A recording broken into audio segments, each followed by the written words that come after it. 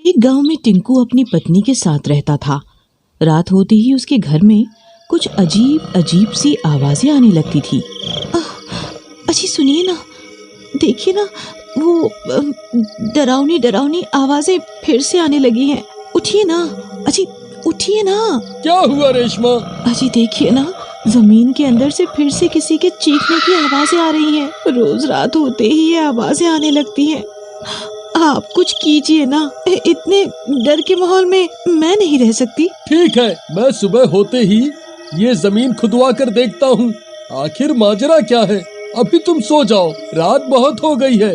फिर टिंकू सो जाता है और रेशमा डरते डरते पूरी रात गुजार देती है। फिर दिन होने पर अरे भाई, मेरे घर में जमीन के अंदर से रात होते ही डरावनी डरावनी आवाजें आने लगती हैं। तुम मेरे साथ चलो और जमीन को खोद के देखो, आखिर माजरा क्या है।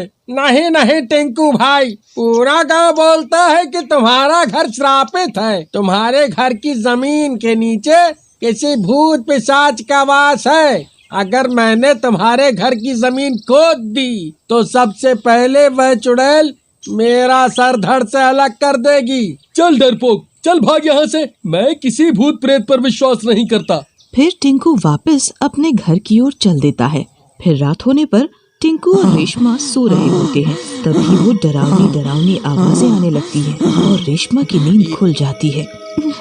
अजी अजी उठिए ना, देखिए ना, वो आवाजें फिर से आने लगी हैं। आज आपको कुछ न कुछ करना ही होगा, नहीं तो मैं ये घर छोड़कर अपने मायके चली जाऊंगी।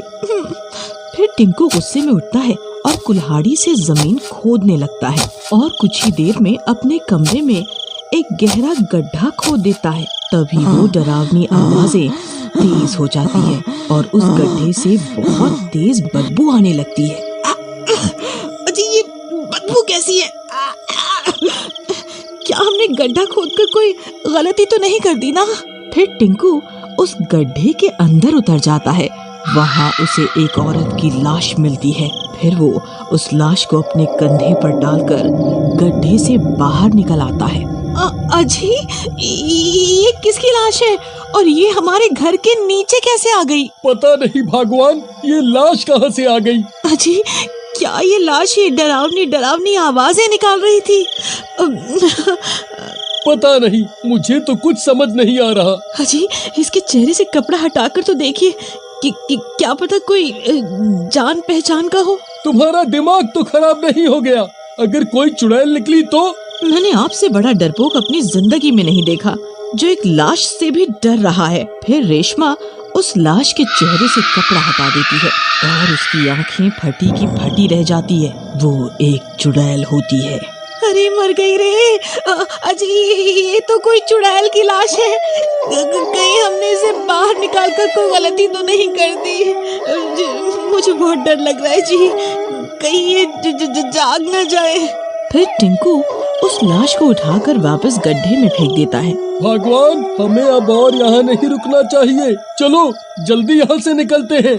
अरे भागो रे, अपनी जान बचाकर भागो रे। फिर जैसे ही टिंकू भागने लगता है, वो लाश टिंकू की टांग पकड़ लेती है। अरे मर गया रे। वो लाश टिंकू की टांग पकड़ लेती है। अरे मर गया रे। अरे प्रीतम, मेरे लिए रुको, इस कमबख्त ने मेरी टांग पकड़ ली है। अब मैं क्या करूं? अरे चुड़ैल जी, मुझे छोड़ दो। आप ये घर ले लो, हम दोनों ये घर छोड़कर चले जाएंगे। आज से आप ही इस घर की मालकिन है, बस मुझे छोड़ दो। अरे मर गया रे।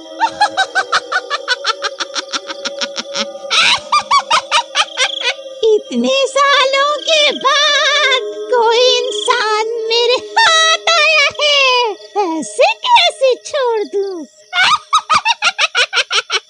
फिर वो चुड़ैल टिंकू की टांग को काट खाती है। अरे मर गया रे। हाय रे, ये नास मिटी चुड़ैल ने तो मेरी टांग पर काट लिया।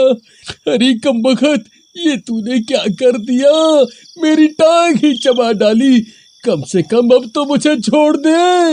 वहीं दूसरी तरफ रेशमा भागती हुई जाती है और कुछ लोगों से मदद मांगती है। भाई साहब, मेरी मदद करो, मेरे पति को चुड़ैल ने पकड़ लिया है। आप लोग जल्दी से मेरे साथ चलो। चलो। फिर कुछ गांव वाले रेशमा के साथ उसके घर आते हैं और वो लोग खिड़की से झांक कर देखते हैं कि उनकी आंखें फटी की फटी रह जाती हैं। अरे ई का है भाई, ये तो कोई चुड़ैल है। अरे बहन, ये चुड़ैल तुम्हारे घर कहाँ से आ गई? भाई साहब, ये कमबख्त चुड़ैल बहुत सालों से हमारे घर के नीचे ही रह रही थी। हमने जैसे ही अपने घर के जमीन की खुदाई की तो ये कमबख्त जमीन से बाहर निकल आई। अरे नास बिटो, बाहर खड़े होकर बातें ही करते रहोगे या मेरी मदद भी करोगे? हाय रे, ये चुड़ैल तो मेरी टांग छोड़ ही नहीं रही। अरे मर गया रे। अरे बिरजू भाई, वह देखो, इस चुड़ैल ने तो टिंकू भाई की टांग को काट खाया है। अब ये भी भूत बन जाएंगे। टिंकू भाई, इस चुड़ैल ने तो तुम्हारी टांग पर काट लिया है। अब तुम्हें अपनी जान बचाने के लिए अपनी टांग को शरीर से अलग करना ही होगा, नहीं तो इसका जहर तुम्हारे पूरे शरीर में फैल जाएगा और तुम भी इसके जैसे बन जाओगे। अरे मर गया रे। नहीं भाई नहीं, मैं अपनी टांग को नहीं काट सकता। ठीक है भाई, फिर तुम भी इसकी तरह भूत बनने को तैयार हो जाओ। अरे भाई साहब, ये आप कैसी बातें कर रहे हैं?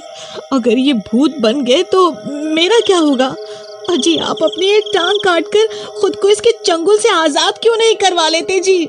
मैं एक लूल्हे के साथ तो जिंदगी बिता सकती हूँ, लेकिन अगर आप भूत बन गए तो मेरा क्या होगा? बिरजू भाई, हमें इस घर को आग के हवाले करना ही होगा। अगर ये चुड़ैल आजाद हो गई तो पूरे गांव में कोई जिंदा नहीं बचेगा। तुम ठीक कहते हो भाई, हमें इस घर को आग के हवाले करना ही होगा। अरे नास बिटो, ये कैसी तरकीब बना रहे हो? मेरा ख्याल तो करो, इस चुड़ैल के साथ साथ मैं भी जल के राख हो जाऊंगा।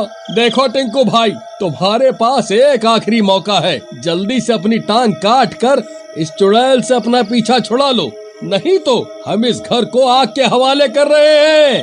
हे भगवान, अब मैं क्या करूं? तभी रेशमा पड़ोस के घर जाती है और एक बड़ा सा चाकू उठाकर ले आती है। अजी, ये लीजिए, इससे अपनी टांग को अलग कर दीजिए और जल्दी से बाहर आ जाइए। फिर रेशमा उस चाकू को टिंकू की तरफ फेंक देती है। फिर टिंकू उस चाकू को उठा लेता है। हे भगवान, अब क्या करूं? जो होगा देखा जाएगा। फिर टिंकू उस चाकू से अपनी टांग को काट देता है और नीचे जमीन पर गिर जाता है। अरे मर गया रे। हाय रे, बहुत दर्द हो रहा है। हाय रे, अरे नास मिट्टी चुड़ैल, तेरी वजह से तो मैं लूला बन गया।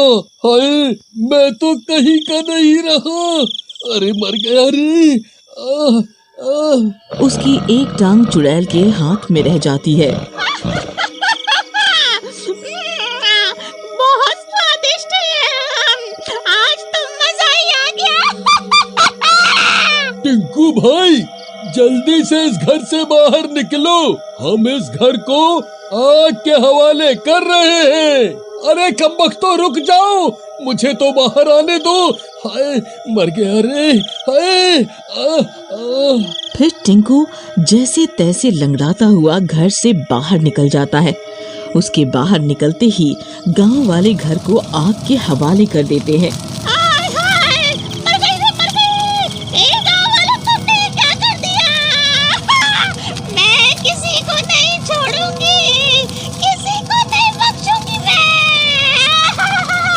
फिर देखते ही देखते पूरा घर जलकर राख हो जाता है।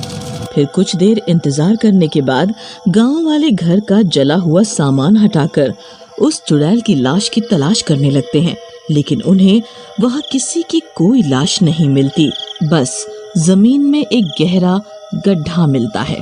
अरे भाई, ये तो वही गड्ढा है जो मैंने खोदा था, लेकिन उस चुड़ैल की लाश कहाँ गई? भाई, मुझे लागत है वह चुड़ैल वापस इसी गड्ढे में घुस गई है। चलो हम इस गड्ढे को बंद कर देते हैं। फिर वो लोग घर के जले हुए सामान से गड्ढे को बंद कर देते हैं और वहां से चले जाते हैं।